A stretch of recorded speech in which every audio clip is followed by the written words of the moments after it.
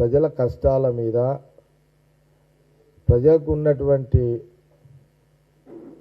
వాళ్ళ ప్రజలకు సంబంధించిన సమస్యల మీద పార్లమెంటు సమావేశాలంటే ఈ దేశంలో నివసిస్తున్నటువంటి 140 కోట్ల జనాభాకు సంబంధించిన వారి అవసరాలు, వాళ్ళకి సంబంధించిన ఏమైనా సమస్యలు ఉంటే అవన్నీ కూడా మన దేశంలో ఉన్న దాదాపు 543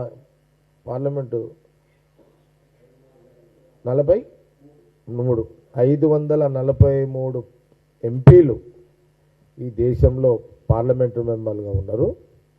పార్లమెంటు సమావేశాలు అనంటే ఈ పార్లమెంటు సమావేశాలలో జరిగిన ఆ నెల రోజులు అక్కడ దేశంలో ప్రజలు ఏ రకంగా నివసిస్తున్నారు, వాళ్ళ సమస్యలు ఏమున్నాయి, వాళ్ళ అవసరాలు ఏమున్నాయి, బీజేపీ పార్టీ ప్రభుత్వంలోకి వస్తే ఎలాంటి వాళ్ళ ఇచ్చిన హామీలు మీద అమలవుతున్నాయా, అమలైతలేవా, అమలైతే దాని మీద ప్రభుత్వము స్పష్టత చేస్తూ, ప్రతిపక్షాలు అమలు కానీ ఏమైనా ఉంటే ప్రతిపక్షాలు మాట్లాడితే అవి ప్రభుత్వం దృష్టికి పోతే దీనికి సంబంధించింది పార్లమెంట్ హౌస్.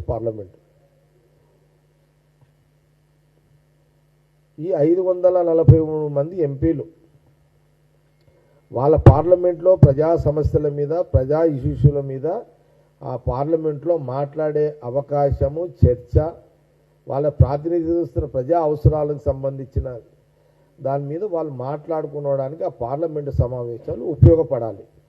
దేశ ప్రజల కోసం, దేశ ప్రజల సమస్యల మీద, వాళ్ళ అవసరాల మీద పార్లమెంట్లో చర్చ జరగాలి. ఇది పార్లమెంట్ యొక్క ఉద్దేశం.